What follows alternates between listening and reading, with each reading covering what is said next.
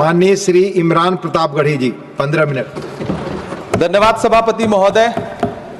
कभी सुदामा पांडे धूमिल जी ने कहा था कि एक आदमी रोटी बेलता है, एक आदमी रोटी खाता है, एक तीसरा आदमी भी है जो न रोटी बेलता है न रोटी खाता है, वो सिर्फ रोटी से खेलता है।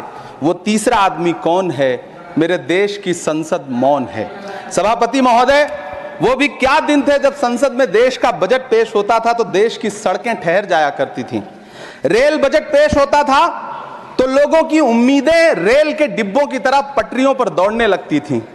पूरा देश धड़कने रोक करके वित्त मंत्री और रेल मंत्री को सुना करता था। अफसोस, अब बजट पेश हो जाता है, मीडिया चैनल सरकार का महिमा मंडन करते हैं और बेचारी जनता बजट के आंकड़ों के शब्द जाल में उलझी हुई महीनों बाद समझ पाती है कि उसका तो फिर से कट गया। सभापति महोदय, पिछले 2 साल अमृतकालीन बजट पेश किए गए और इस बार एक नई शब्दावली गढ़ी गई है, तुष्टीकरण बनाम संतुष्टीकरण का बजट। सभापति महोदय, सुनने में कितना अलंकारिक लगता है ये शब्द। सोच रहा हूं देश की वित्त मंत्री और प्रधानमंत्री जी से पूछूं कि आखिर किसकी संतुष्टि? जिस बजट में मनरेगा के लिए 1 रुपए की बढ़ोतरी ना हो, वही पुराना 86,000 करोड़, जबकि पहले ही 9,754 करोड़ का घाटा हो, जिस मनरेगा से करोड़ों मजदूरों के घर में चूल्हा जलता हो, उस मनरेगा में काम करने वाले गरीब मजदूरों के लिए अगर आपके खजाने से 1 रुपया भी इजाफी नहीं निकल सका तो भला कौन संतुष्ट हुआ साहब? इस देश का गरीब मजदूर या आपके उद्योगपति दोस्त? वो जो महाराष्ट्र में लोकसभा और विधानसभा के बीच में 40 लाख मतदाता बढ़ाए गए थे, अरे उन्हीं के लिए मनरेगा का थोड़ा सा बजट बढ़ा देते। क्या उसमें मनरेगा का एक भी मजदूर नहीं था? 40 लाख लोगों में सारे के सारे 12 लाख की छूट वाले से आगे के लोग थे।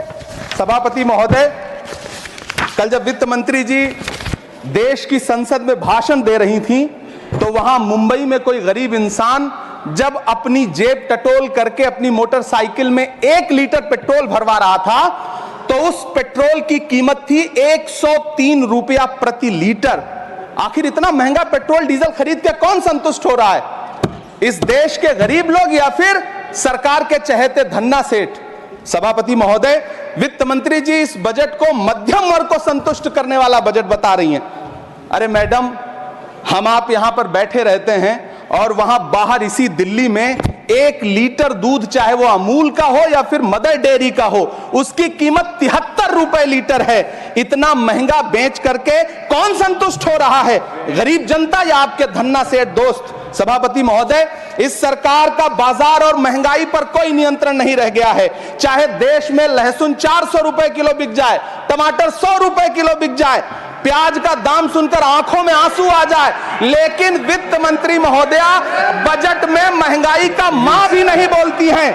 बच्चों की किताब और पेंसिल तक पर टैक्स लगाने वाले सरकार से मैं पूछना चाहता हूं कि आप मध्यम वर्ग का हितैषी बताते हैं, खुद को तो शर्म नहीं आती है? खुद को धार्मिक कहने वाली सरकार भगवान श्री कृष्ण के प्रिय खाद्य पदार्थों दही और मक्खन तक पर जीएसटी लगाती है और बात करती है मध्यम वर्ग की हिमायती होने की। जिंदा रहते हुए जनता से हर चीज पर टैक्स वसूलने वाली यह सरकार कम से कम मरने पर तो लोगों को बख्श देती, लेकिन नहीं, वहां भी लूटना है। अंतिम संस्कार के सामान, अगरबत्ती, धूप बत्ती, केवड़ा जल, चंदन पाउडर, जौ, बताशा, काला तिल, पंचरत्न, कपूर और कफन तक पर टैक्स लेने वाली यह सरकार किस मुंह से खुद को मध्यम वर्ग का हितैषी बताती है? कौन सी संतुष्टि? किसकी संतुष्टि? कदम कदम पर टैक्स देकर लुटने वाली जनता की या फिर जनता से टैक्स वसूल करके धन्ना सेठों का खजाना भरने वाली सरकार की? किसकी संतुष्टि? सभापति महोदय, 18 अगस्त 2015 आरा का बिहार का ऐतिहासिक मैदान, सजा हुआ मंच, हजारों की भीड़ और सामने खड़े हुए देश के प्रधानमंत्री का भाषण। बिहार के भाइयों बहनों, आज मैं बिहार के लिए पैकेज की घोषणा कर रहा हूं। 50,000 करोड़ कर दूं कि ज्यादा कर दूं? अखिलेश भाई, 60,000 करोड़ कर दूं कि ज्यादा कर दूं? 70,000 करोड़ कर दूं कि ज्यादा कर दूं? 80,000 करोड़ कर दूं कि ज्यादा कर दूं? चलो, मैं बिहार को 1.25 लाख करोड़ का पैकेज दे रहा हूं। 10 साल हो गए सभापति महोदय, वही ढाक के 3 पात, बिहार आज भी विकास की बाट जो रहा है। भाषण आज भी प्रधानमंत्री जी के यूट्यूब चैनल पर सुना जा सकता है। जो झूठ बोल के करता है मुतमईन सबको, वो झूठ बोल के खुद मुतमईन नहीं होता। सभापति महोदय, ये तो राहुल जी का असर है। कौन सा शब्द सर, कौन सा शब्द? झूठ। ठीक है सर, मिथ्या बोल करके, जो मिथ्या बोल के करता है मुतमईन सबको, वो मिथ्या बोल के खुद मुतमईन नहीं होता। ये राहुल जी का असर है। जो मखाना बोर्ड की घोषणा हुई, अखिलेश जी आपको याद होगा, भारत जोड़ो न्याय यात्रा में 30 जनवरी 2024 को बिहार के रंगभूमि मैदान में राहुल गांधी जी का पूर्णिया में भाषण था और उसमें मखाना को लेकर उन्होंने आवाज उठाई थी। ये उनका असर है कि आपको मखाना बोर्ड बनाना पड़ा, वरना तो आप मैखाना बोर्ड बनाने वाले लोग हैं। सभापति महोदय, बिहार को झूठे पैकेज और चुनावी दिलासे देना बंद करिए। आज भी जब कोसी में बाढ़ आती है तो पूरा सीमांचल बर्बाद हो जाता है। मैंने उस तबाही को अपनी आंखों से देखा है। 2016-17 की बाढ़ में अपने इन्हीं हाथों से राहत सामग्री बांटी है मैंने। अगर सच में बिहार के लिए कुछ करना चाहते हैं तो बिहार को बाढ़ से बचाने का प्रबंध करिए। पूर्णिया एयरपोर्ट 10 साल से बाट जो रहा है, घोषणा 2014 में हुई, बन के आज तक तैयार नहीं हुआ। अलीगढ़ मुस्लिम विश्वविद्यालय का किशनगंज सेंटर बजट के अभाव में दम तोड़ता जा रहा है। मैंने पिछले बजट सत्र में भी आवाज उठाई थी। आज फिर वित्त मंत्री जी से अनुरोध करना चाहता हूं, दामन फैला करके, कि अलीगढ़ मुस्लिम विश्वविद्यालय का किशनगंज सेंटर बन जाने दीजिए। आखिर कौन सी नफरत है? यह मुल्क हमारा भी है। इस मुल्क की मिट्टी में हमारा भी खून पसीना शामिल है। हमसे इतनी भी क्या नफरत? रिश्तों की ये नाजुक डोरें तोड़ी थोड़ी जाती हैं। अपनी आंखें दुखती हो तो फोड़ी थोड़ी जाती हैं। सभापति महोदय, अल्पसंख्यक मंत्रालय का बजट काटकर मौलाना आजाद नेशनल फेलोशिप बंद कर देना, प्री मैट्रिक स्कॉलरशिप बंद कर देना, नई मंजिल योजना बंद करना, धरोहर योजना बंद करना। 2024-25 के बजट में माइनॉरिटी मिनिस्ट्री के लिए 3183 करोड़ रुपए की घोषणा हुई, लेकिन देश को हैरत होगी कि बाद में समीक्षा करके लगभग आधा कर दिया गया, 1868 करोड़ रुपए। मुझे सरकार से पूछना है कि कौन संतुष्ट हुआ? इस देश का अल्पसंख्यक संतुष्ट हुआ या आप संतुष्ट हुए? किसका संतुष्टिकरण? सभापति महोदय, मैं प्रधानमंत्री जी से कहना चाहता हूं कि आप ही ने 1 मार्च 2018 को किंग अब्दुल्ला को, जॉर्डन के किंग अब्दुल्ला को मेहमान बना करके इसी दिल्ली में एक कॉन्फ्रेंस में कहा था कि मैं मुसलमानों के एक हाथ में कंप्यूटर और दूसरे हाथ में कुरान देना चाहता हूं। कंप्यूटर देने की बात तो छोड़िए, पढ़ाई के लिए जो स्कॉलरशिप मिल रही थी उसको भी छीन लिया आपने। किसको संतुष्ट करने के लिए? हम समझते हैं इस साजिश को। आप माइनॉरिटी मिनिस्ट्री का बजट काटते काटते एक दिन मिनिस्ट्री को ही बंद कर देना चाहते हैं। वो जहर देता तो सबकी नजर में आ जाता, सो ये किया कि हमें वक्त पर दवाएं न दी। सभापति महोदय, मैं तो वित्त मंत्री जी से पूछना चाहता हूं आपके माध्यम से कि शायद आपको पता ही नहीं है कि गृहस्थी चलाने वाली एक गृहिणी की मुश्किलें क्या क्या होती हैं। आपने कभी सोचा भी नहीं होगा कि जब वो किचन में सब्जी बनाने के लिए कढ़ाई में तेल डालती है तो उसके साथ उसके आंसू भी गिरते हैं। सभापति महोदय, शायद उन्हें पता भी ना हो कि एक छोटी सी गाड़ी और एक छोटे से फ्लैट का EMI भरने के बाद इस देश का एक गरीब इंसान जब अपने बच्चों की फीस भरने के बारे में सोचता है तो उसे कितनी खुशियों का गला घोंटना पड़ता है। शायद उनको पता भी नहीं है कि फसल बेच करके बिटिया की शादी का सपना सजाने वाला किसान जब अपनी फसल बर्बाद देखता है तो कितनी रातें सो भी नहीं पाता है। सभापति महोदय, शायद वो कभी इस पीड़ा को समझ ही नहीं पाएंगी कि परिवार के किसी एक सदस्य को कैंसर जैसी बीमारी हो जाए तो घर और जमीनें गिरवी रख उठती हैं लेकिन इलाज नहीं हो पाता। सभापति महोदय, इसी देश की संसद में कभी स्वर्गीय सुषमा स्वराज जी ने कहा था कि जब देश की करेंसी गिरती है तब देश की प्रतिष्ठा गिरती है। एक तरफ कोलंबिया जैसा छोटा सा देश और उसके प्रधानमंत्री गुस्तावो पेत्रो खड़े हैं जो कोलंबिया के नागरिकों को हथकड़ी लगाकर लाने वाले जहाज को अमेरिका बैरंग वापस लौटा दे रहे हैं, और दूसरी तरफ हमारे प्रधानमंत्री जी खड़े हैं जो बेड़ी और हथकड़ी लगा करके लाए गए बेटों के अपमान पर एक शब्द नहीं बोल रहे। सभापति महोदय, मैं इतिहास के पन्ने पलट रहा हूं, मुझे 2 किरदार याद आ रहे हैं। एक तरफ निक्सन के 7वें बेड़े की धमकियों के सामने लोहे की तरह अडिग इंदिरा गांधी खड़ी हैं, तो दूसरी तरफ खुद ही नमस्ते ट्रंप का नारा लगाते हुए प्रधानमंत्री जी खड़े हैं। मेरे कानों में सुषमा स्वराज जी की आवाज गूंज रही है। बहुत कम बोलने वाले डॉक्टर मनमोहन सिंह ने बहुत ज्यादा बोलने वाले प्रधानमंत्री जी को जब देश की बागडोर सौंपी थी तो $1.58 का था, आज 85 से 87 के बीच में झूल रहा है। इन दिनों रुपए की अहमियत गिरती है तो न तो देश की प्रतिष्ठा गिरती है ना प्रधानमंत्री की गरिमा। जिस देश में 80 करोड़ लोगों को 5 किलो राशन के लिए कतारों में लगना पड़ता हो, उस देश में यह सरकार 12 लाख तक के टैक्स न लेने के लिए अपनी पीठ थपथपा रही है। हुकूमत इस कदर आवाम पर एहसान करती है, ये आंखें छीनती है और चश्मे दान करती है। सभापति महोदय, महाराष्ट्र का भिवंडी हो, मालेगांव हो, इचलकरंजी हो, यूपी का बनारस हो, मुआयमा हो, मुबारकपुर हो, रांची का छोटा नागपुर हो, बिहार का भागलपुर हो, हर जगह बुनकरों की उम्मीदें तोड़ रही हैं, लेकिन इस सरकार के पास उनके लिए कुछ भी नहीं है। मुरादाबाद का पीतल उद्योग, कानपुर का चमड़ा उद्योग, सहारनपुर का लकड़ी उद्योग, फिरोजाबाद का चूड़ी उद्योग, अलीगढ़ का ताला उद्योग, सब सरकारी प्लानिंग से तबाह हो रहे हैं।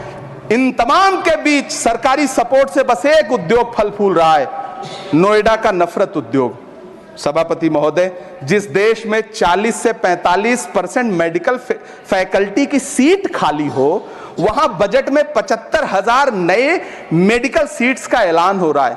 सरकार बहादुर, कम से कम इस देश के पढ़े लिखे युवाओं को तो मूर्ख समझना बंद करिए। वो अब तिजारती पहलू निकाल लेता है। पहले 7500 मेडिकल सीट्स बाद में बनाइएगा, पहले जो एम्स में 2161 पद खाली पड़े हैं उनको तो भर दीजिए। वो अब तिजारती पहलू निकाल लेता है।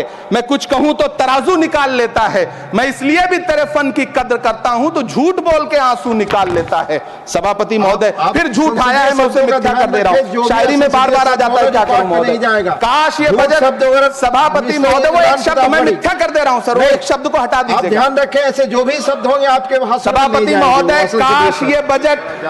काश ये बजट बीपीएससी के पेपर लीक की शिकायत करने वाले नौजवानों पर बरसती हुई पुलिस के लाठियों पे, जख्मों पर मरहम लगा पाता।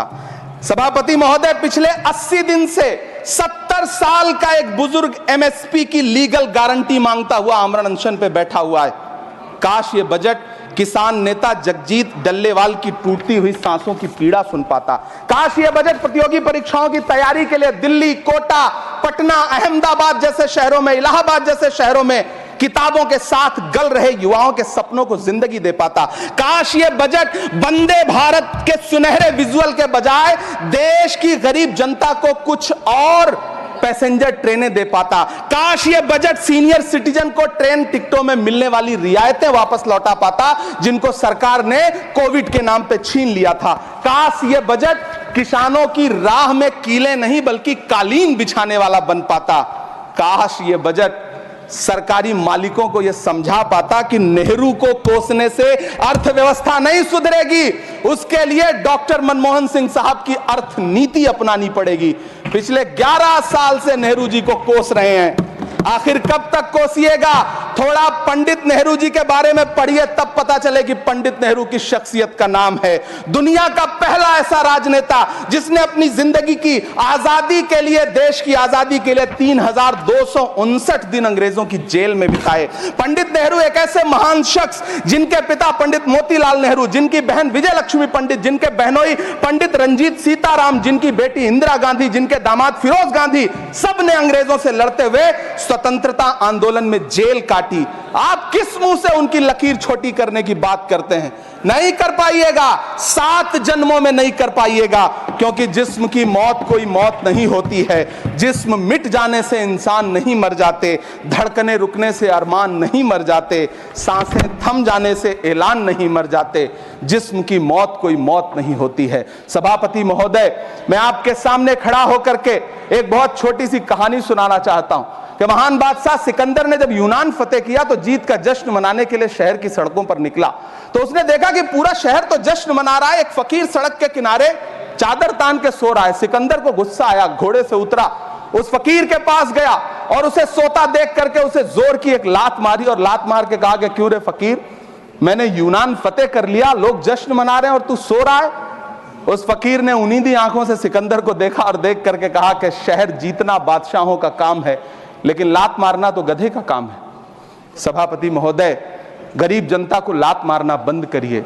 ये अमीरों के लिए बनाया गया बजट है, ये निराशाजनक बजट है। हम अमृतकाल सुनते आ रहे थे, ये अमृतकाल इतनी जल्दी समाप्त हो गया कि अब अमृतकाल का कोई नाम तक नहीं लेना चाहता है। इसलिए मैं इस सदन में खड़ा होकर के देश की वित्त मंत्री महोदया से कहना चाहता हूं कि आपने अल्पसंख्यकों के बजट में जो कटौती की है उसको बहाल करिए। आपने मनरेगा को जो स्थिर रखा है उसका घाटा 9,754 करोड़ है, कम से कम उतना बढ़ा करके फिर से उसे बहाल करिए। नौजवानों के लिए रोजगार दीजिए, किसानों को एमएसपी की लीगल गारंटी दीजिए। यही मैं आपसे अपील कर रहा हूं। धन्यवाद सर, आपने इतना जो समय दिया उसके लिए शुक्रिया। माननीय श्री बाल योगी